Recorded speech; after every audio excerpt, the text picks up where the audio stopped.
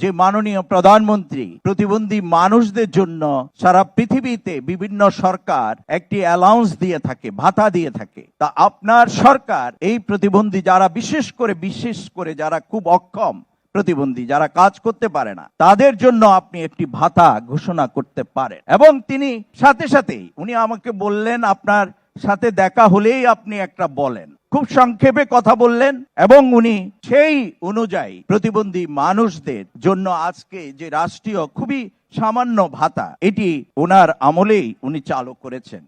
আসসালামু আলাইকুম প্রিয় সুধী, আমি প্রথমেই বিনম্র শ্রদ্ধা জানাই এবং আমাদের প্রিয় মানুষ মরহুমা বেগম খালেদা জিয়ার প্রতি এবং ওনার প্রতি শ্রদ্ধা জানিয়ে আমার সংক্ষিপ্ত অনুভূতি আপনাদের নিকট আমি মরহুমা বেগম খালেদা জিয়ার সাথে আমার বেশ কয়েকবার দেখা হয়েছে, কয়েকবার জাতীয় কয়েকটি অনুষ্ঠানে একই মঞ্চে বসে বক্তব্য রাখারও আমার সুযোগ হয়েছে। যেহেতু সংক্ষিপ্ত করতে হবে, তাই আমি আমার স্মৃতি থেকে দুই একটি কথা আপনাদের সাথে শেয়ার করতে চাই।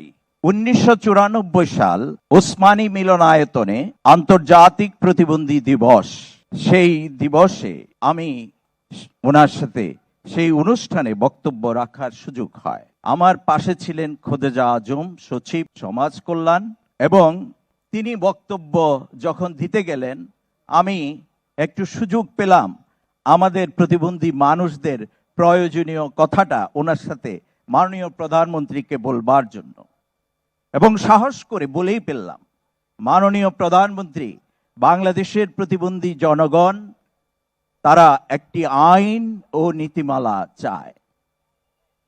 এবং তিনি তার একটি নোটবুক ছিল, সেই নোটবুকটি আমাকে এগিয়ে দিলেন, এগিয়ে দিয়ে আমাকে বললেন লিখে দিন, এবং আমি লিখে দিলাম।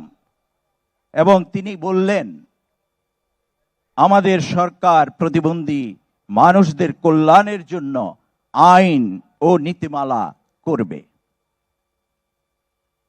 এটি একটি খুবই মমতার ব্যাপার ছিল।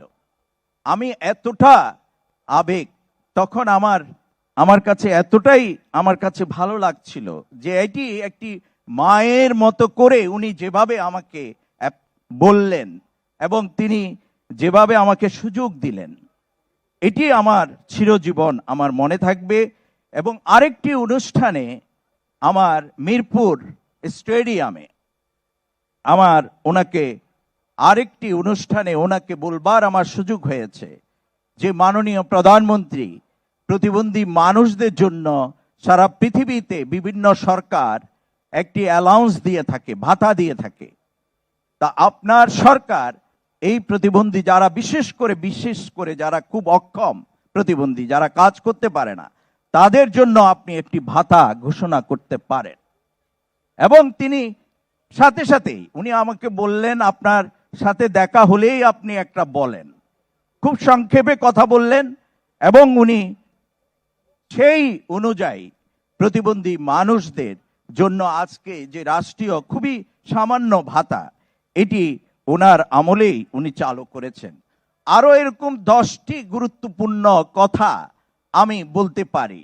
এবং উনি বাংলাদেশে প্রতিবন্ধী মানুষ নয়, যারা অনেক পিছিয়ে পড়া মানুষ, যারা তাদের কথা সব সময় বলতে পারে না, কিন্তু প্রধানমন্ত্রী থাকা অবস্থায় এবং আমাদের এই মরহুমা আমাদের বেগম খালেদা জিয়া, উনি যখনই যে অবস্থায় আমি লক্ষ্য করেছি, উনি যখনই একটা কথা শুনেছেন ওটা উনি রিসিভ করেছেন খুব মনোযোগের সহিত, এবং সেই অনুযায়ী উনি কিন্তু পদক্ষেপ নেবার চেষ্টা করেছেন। আমি ওনার আত্মার মাগফিরাত কামনা করি এবং আল্লাহ ওনাকে যেন শান্তিতে রাখেন।